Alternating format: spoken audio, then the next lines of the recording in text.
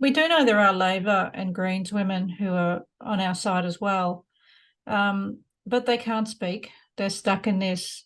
Yeah. I always talk about patriarchy being protection and control, and that's what it is. It's you will have our protection, but you must toe the line on this issue. There's no conscience vote for women in the Labor Party. That they just have to toe the line or go. But of course, they manage to recruit plenty of women who are more than happy to lick the boots Yeah. of the oppressor. And speaking of, Did I mention Shannon Fentiman? your friend, My girlfriend, yeah. Edie's girlfriend, Shannon Fentiman. We didn't put her in the Nazi picture, the Nazi hunter, but she's a Nazi hunter, and I'm going to show you how this is done. So, all right, show us. Those Nazis are deliberate. Either they're deliberately put there, or they're certainly utilised by the left, because the right probably think that they're just a bunch of basement-dwelling wankers, which most of us would think about people who join far-right extremist groups.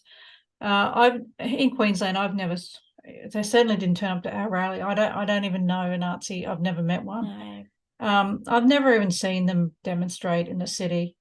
But of course, they're very useful to the left. And Shannon's come out this week, and she's saying that we've got some of the strongest hate line.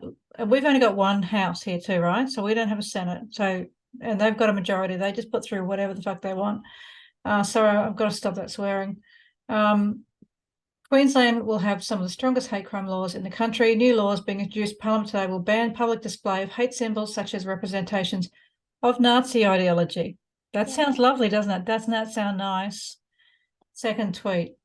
We're also introducing tougher penalties for crimes motivated by hatred based on race, religion, sexuality, sex characteristics, or gender identity. Yeah. So 1, 2, 3, you're a Nazi. So this makes me a Nazi. Well, I mean, all of that is reasonable until you get down to like what is actually a hate crime.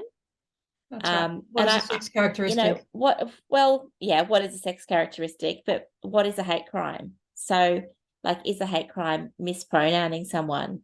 Is it refusing to use their name? Is it refusing to facilitate a family member taking hormones that they deem necessary, but or is it telling a man to get out of the bathroom at the pool at South Bank? I mean, South Bank down in Brisbane here, that is known as a place for pedophiles to hang out.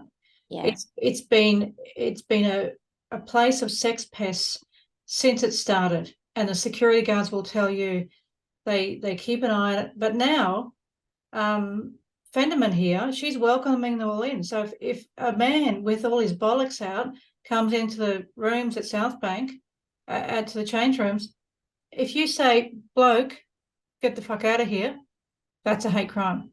That's a hate crime. Yeah, because it's based on his sex characteristics, isn't it? That's right. Well, one of those, if you look at the new legislation for the birth, deaths and marriages, a sex characteristic can be dress.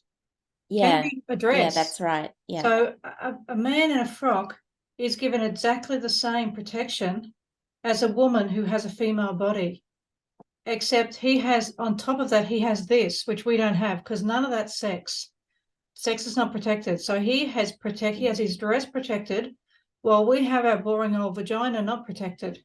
There's no protection. Speak for yourself. Well, you might protect yours yourself, but the state's not going to protect it. I meant the boring bit. Oh, the boring. Neither exciting nor boring vaginas will be protected. Okay, all right. Well, that's at least the law is being applied equally across all. They're protected on some, if they're not protected from men. So,